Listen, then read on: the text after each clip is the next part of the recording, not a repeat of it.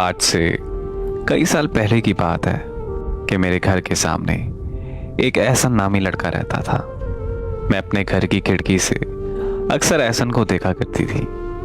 वो इतना खूबसूरत था कि मुझे उससे बेइंतहा मोहब्बत हो गई। वो मुझे देखने के लिए अक्सर गली में खड़ा रहता था। एक दिन उसने किसी बच्चे के हाथ अपना फ़ोन नंबर भेजा। यूँ हमारा फ़ोन पर राब्ता बहाल हुआ। फिर हम दिन रात फ़ोन पर आपस में बातें करने लगे। मुझे घर से बाहर आने जाने की इजाज़त नहीं थी तो हमारी कभी आपस में मुलाकात हुई ही नहीं थी। हम एक दूसरे को दूर से देखकर ही खुश हो जाते थे। 2 सालों बाद उसने मुझे बताया कि उसे ब्लड कैंसर हो गया है। ये सुनकर मैं बहुत रोई और उससे वादा किया कि मैं कभी भी उसका साथ नहीं छोड़ूंगी। लेकिन वक्त के साथ साथ वो बदसूरत होने लगा। कैंसर की वजह से उसके सर के बाल गिरने लगे।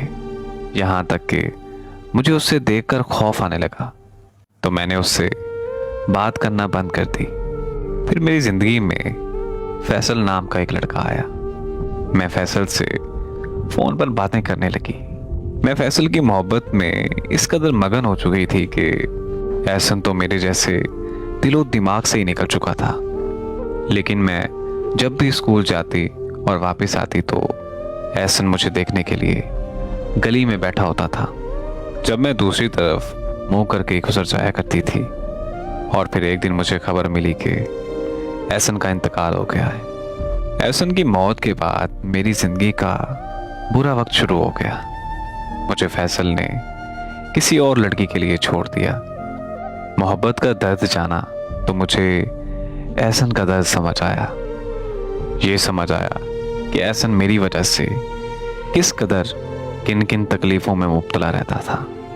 अब मैं कई सालों से अपने घर की खिड़की से बाहर घंटों घंटों तक एहसन को ढूंढती रहती हूँ, लेकिन वो मुझे कहीं नज़र नहीं आता। और अब मुझे तो फैसल की कोई बात याद नहीं आती, मगर एहसन का चेहरा हर वक्त मेरी आंखों के सामने रहता है और मैं उसकी यादों में घंटों बैठ के रोती रहती हूँ।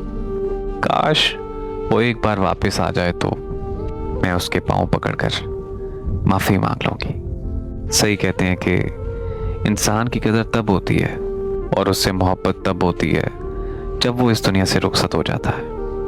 बहुत कम लोग होते हैं जो वक्त पर अपनी मोहब्बत की कदर करते हैं।